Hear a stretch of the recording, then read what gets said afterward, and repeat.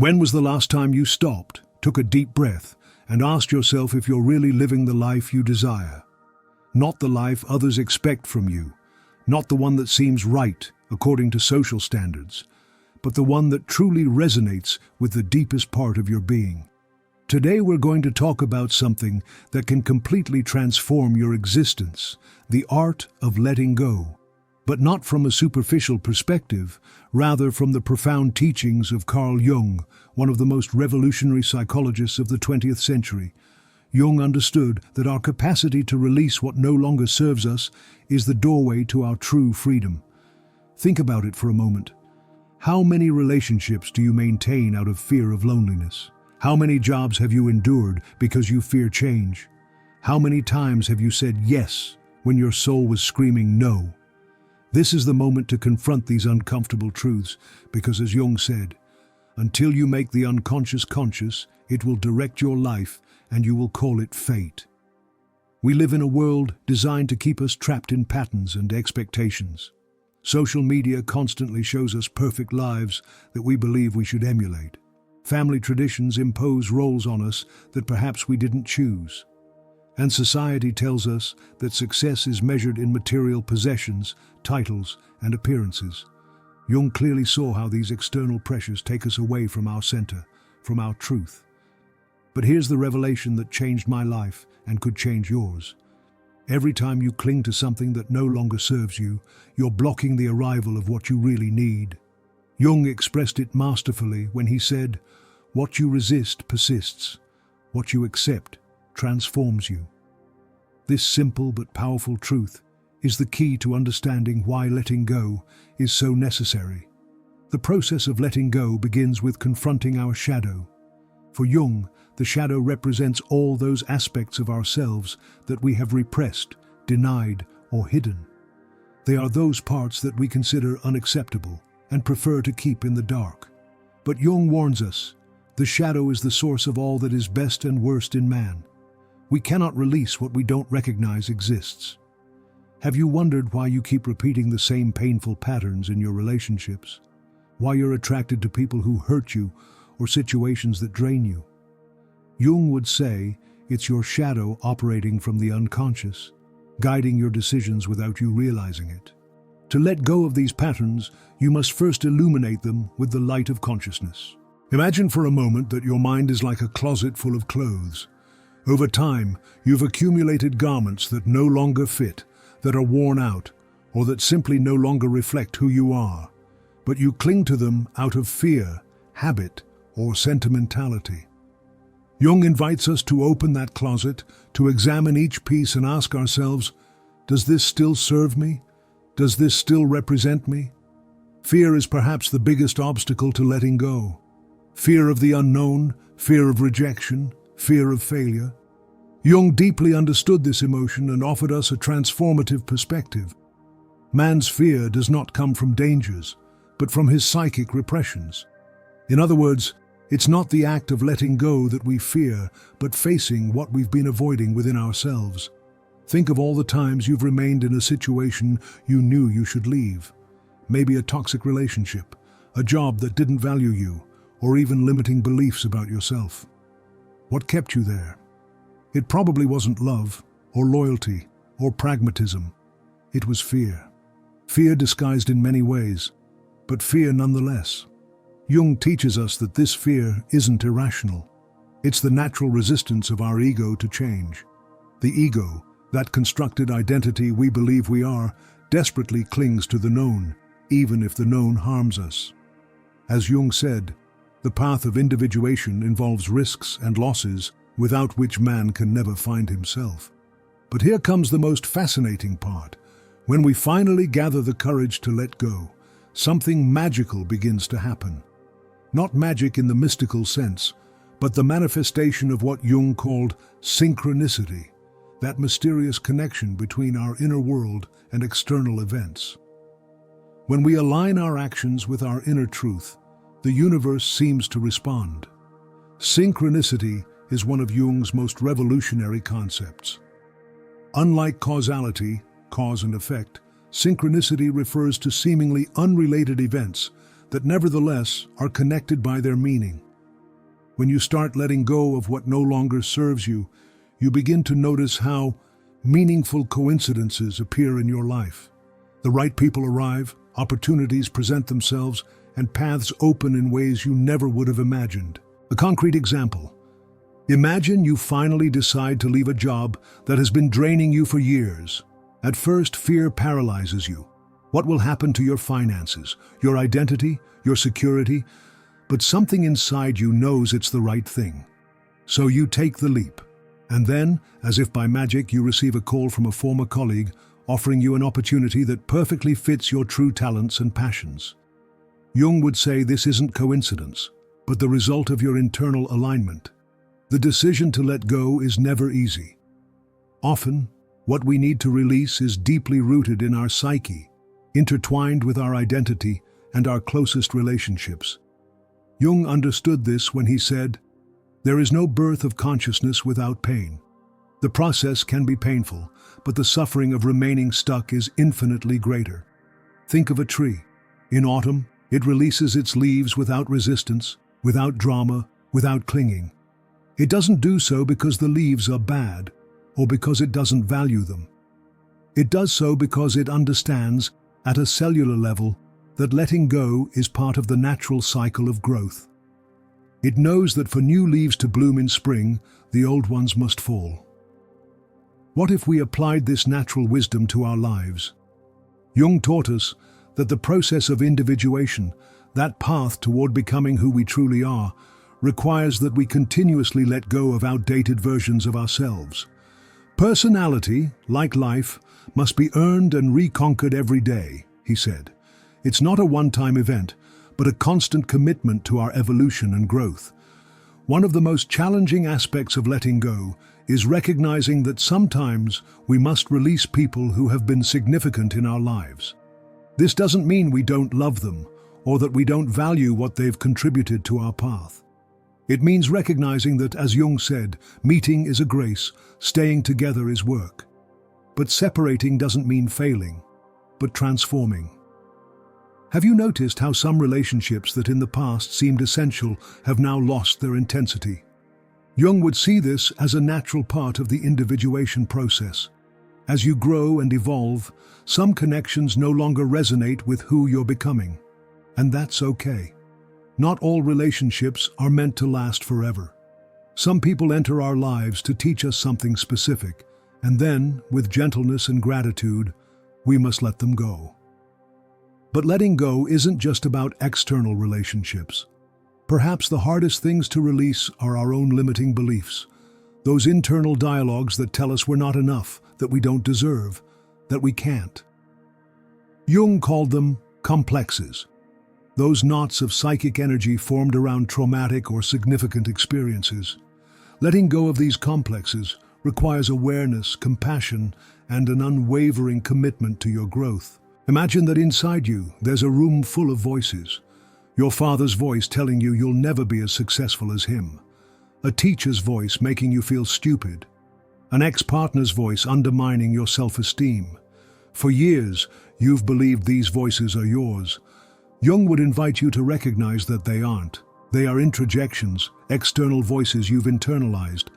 And once you recognize them as such, you can begin the process of freeing yourself from them. This process of internal liberation is what Jung called the confrontation with the unconscious. It's not easy, and it doesn't happen overnight. It requires courage, patience, and often the support of others. But as Jung said, your vision will become clear only when you can look into your own heart. Who looks outside dreams, who looks inside awakes. Now let me share something personal. There was a time in my life when I was desperately clinging to a relationship that I knew needed to end. It was slowly destroying me, dimming my light, draining my energy. But fear kept me trapped. Fear of loneliness, fear of failure, fear of regret. Until one day, in the midst of a crisis, I remembered Jung's words, "I would rather be whole than good." That phrase was like a ray of clarity. I realized I was sacrificing my wholeness, my authenticity, my truth, to maintain an appearance of goodness or correctness. I was allowing my shadow, those fears and insecurities, to direct my life from the shadows, instead of confronting it in the light. So I gathered the courage to let go, to say goodbye, to take a leap into the void without knowing if there would be a net to catch me. What happened next seemed almost miraculous, but Jung would have seen it as perfectly natural. By creating space in my life, by aligning myself with my inner truth, new opportunities began to arrive. People who resonated with my authentic self entered my life. Projects that I was passionate about began to materialize. And most importantly, a new sense of freedom and inner peace that I had never experienced before. Jung described this process as dying to be reborn. It's the symbolic death of aspects of ourselves that no longer serve us, followed by the birth of who we truly are meant to be. The person who has come to the last extremity of the experience of their own humanity knows that life does not lie in being a good person, but in being complete and integral, he said. This rebirth doesn't occur in a vacuum. As you release and transform, your relationships also change. Some deepen, others dissolve, and new meaningful connections enter your life. Jung observed that our relationships are reflections of our inner state. When you free yourself from toxic patterns within, you naturally stop attracting and maintaining toxic relationships outside. Think about the people you currently surround yourself with. Do they elevate you or drain you? Do they inspire you or limit you? Jung would invite us to see these people not as causes of our state, but as mirrors reflecting aspects of ourselves that need attention and transformation. Everything that irritates us about others can lead us to an understanding of ourselves, he said. Synchronicity plays a crucial role in this process. As you let go of relationships, situations, and beliefs that no longer serve you, you begin to experience what Jung called meaningful coincidences. These aren't mere coincidences, but manifestations of the deep connection between your psyche and the outside world. They are signs that you're on the right path, aligned with your true purpose. Let me give you a concrete example. Perhaps you've been contemplating leaving a job that no longer satisfies you, but fear has kept you paralyzed. One day, you finally make the decision to resign, without having clarity about what comes next. Suddenly, you receive an unexpected call from a former colleague offering you a position that perfectly fits your talents and passions. Jung would see this not as a happy coincidence, but as a manifestation of your internal alignment. This is the magic of letting go. It creates space for the new to enter. As Jung said, in all situations of chaos lies the seed of a new order. When you release the old, the worn out, what no longer resonates with your essence, you open the door to new possibilities that you couldn't even imagine while you were clinging to the familiar. The process of letting go also connects us with what Jung called the self, that organizing center of the psyche that transcends the ego. While the ego clings, the self knows when it's time to let go. While the ego fears change, the self embraces it as part of the natural process of evolution. The self is our center of life, the source of our being, Jung said.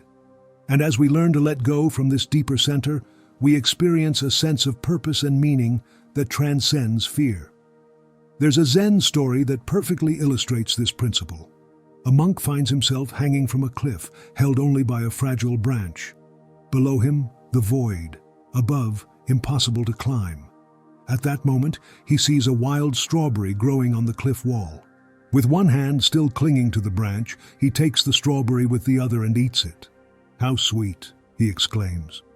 This story isn't about surrendering to death, but about letting go of fear enough to fully experience life, even in the midst of uncertainty. Jung would invite us to consider, what strawberries are you missing because you're so attached to your branch, to your comfort zone, to the known?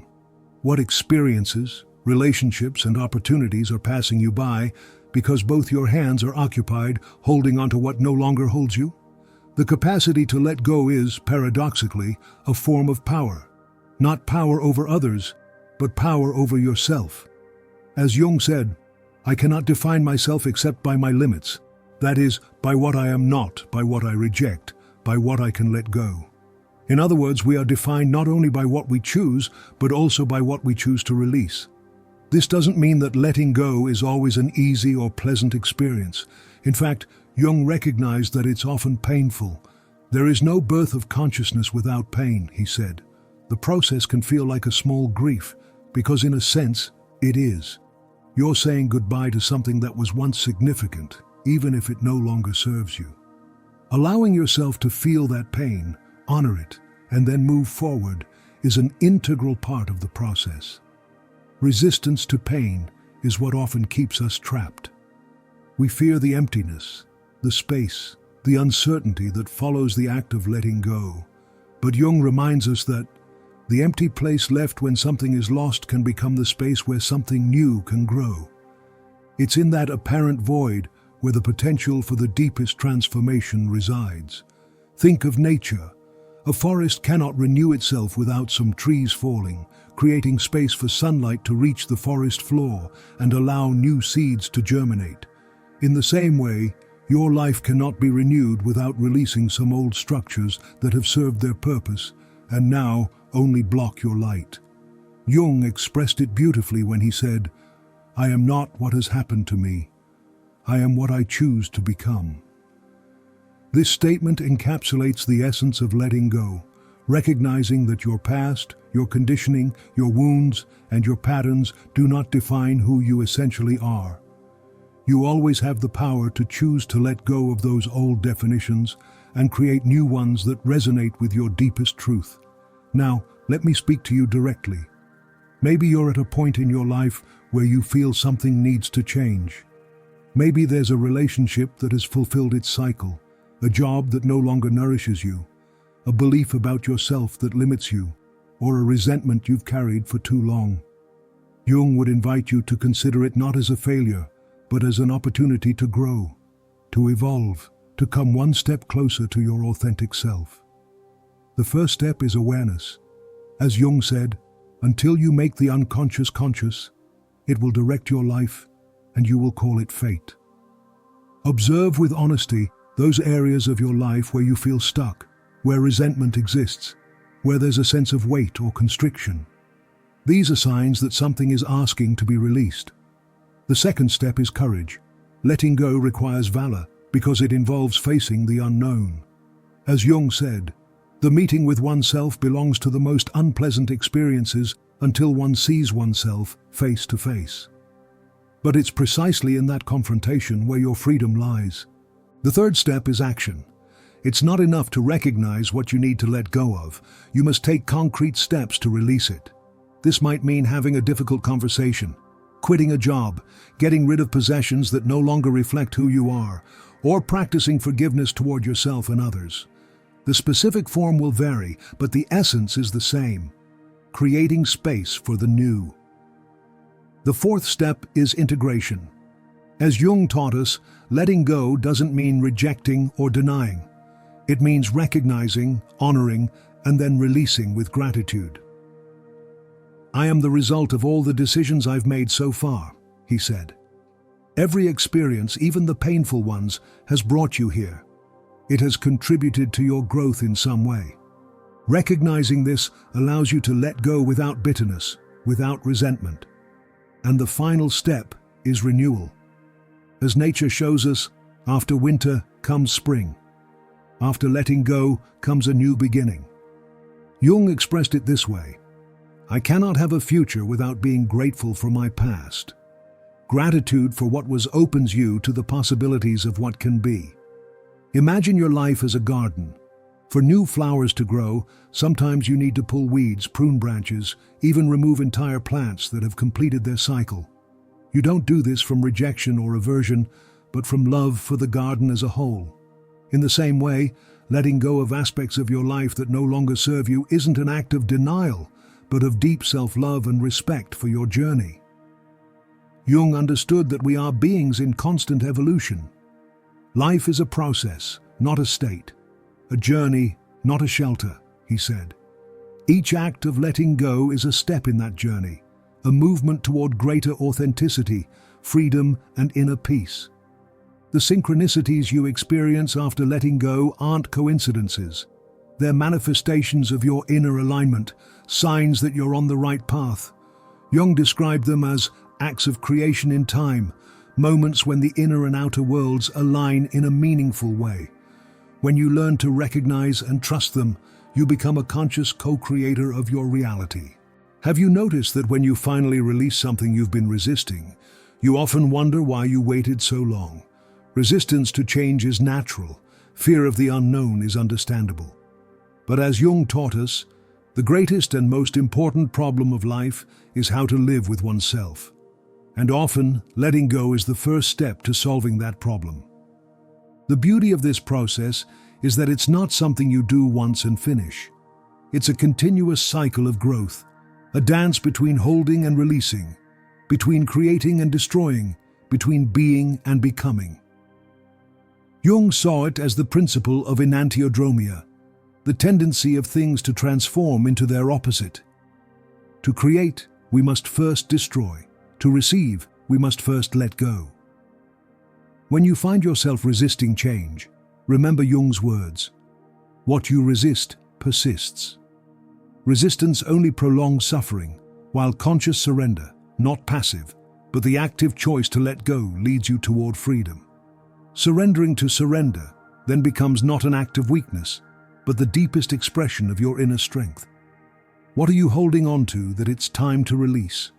What is holding on to you that you need to let go of? These aren't easy questions, but they're essential. As Jung reminded us, self-knowledge is not reached by ruminating with a flashlight. It's hard work, and submitting to it is already a sign of courage. As you learn to let go, something wonderful begins to happen. Your intuition, that inner wisdom that Jung valued so highly, becomes clearer, more reliable. It's as if, by removing obstacles, the river of your inner wisdom could flow freely. The creation of something new is not accomplished by the intellect, but by the play instinct acting from inner necessity. The creative mind plays with the objects it loves, Jung said. This is perhaps the greatest paradox and the greatest gift of the process of letting go. By giving up control, you gain freedom. By embracing uncertainty, you find clarity. By allowing yourself to be vulnerable, you discover your true strength. And in the apparent void that remains when you let go, the fullness that has always been there is revealed, waiting to be discovered. Jung understood that true transformation doesn't occur when we add more to our lives, but when we have the courage to let go of what no longer serves us. The greatest problem of modern man is the emptiness of his life, he said. And that emptiness isn't filled by accumulating more experiences, possessions, or relationships, but by deepening our connection with ourselves, with others, and with the world around us. So I invite you, here and now, to consider, what do you need to let go of to create space for the life you truly desire? What relationships, situations, beliefs, or patterns have you been holding on to that it's time to release? The answer won't come from outside, but from that deep place within you that Jung called the self. That inner compass that always knows the way, even when your conscious mind doubts. The path won't always be easy. There will be moments of doubt, of fear, even of regret. But as Jung reminded us, there is no development of consciousness without pain. People would like to have complete development with the only requirement of attending courses and reading books. But that's a fraud. True growth requires that we face our shadows, that we let go of the familiar, that we venture into the unknown. And yet, in that seemingly solitary journey, you're never really alone. Jung described a network of connection that unites us all, a collective unconscious that transcends individual barriers. When you dare to let go and transform, you not only benefit yourself, but you contribute to the evolution of collective consciousness. As he said, as a single drop, so is the ocean. Imagine the impact it could have if each of us had the courage to let go of what no longer serves us, to face our shadows, to live from our deepest truth. We would not only transform our individual lives, but contribute to the healing of the entire world. As Jung said, he who looks outward dreams, he who looks inward awakens. It's your moment to awaken. It's your moment to let go. It's your moment to transform. Not because someone else says so, not because it's the right thing according to some external standard, but because your soul is calling you toward a more authentic, fuller life, more aligned with your essential truth. Jung left us this powerful reminder. Your vision will become clear only when you can look into your own heart. Who looks outside, dreams. Who looks inside, awakes. Today is your day to awaken, to look within, to let go of what no longer serves you, and create space for the life you truly deserve. If this message resonated with you, if you felt it spoke directly to your heart, share it with someone you believe also needs to hear it. Sometimes, a simple conversation, a shared video, can be the catalyst someone needs to take that brave step toward inner freedom. Let me know in the comments, what have you recently let go of that has allowed you to grow? Or what are you considering letting go of now? Your experience isn't only valuable to you, but can inspire others who are on a similar path. Remember, letting go isn't losing, it's transforming. It's not giving up, it's freeing yourself. It's not the end, but the beginning of something new and beautiful in your life. As Jung said, I am not what has happened to me, I am what I choose to become. And today, right now, you can choose to be free. Thank you for sharing this time with me. If you're not yet part of this community, subscribe and hit the notification bell to receive more content to help you on your journey of self-discovery and transformation. As I always say, change begins with you, but its effects extend far beyond what you can imagine. I'll see you in the next video, where we'll continue exploring Jung's profound teachings and how to apply them to live a more authentic, conscious, and fulfilling life. Until then, remember Jung's wise words. I would rather be whole than good. Choose your wholeness, choose your truth, choose to let go of what no longer serves you, to fully embrace who you are meant to be.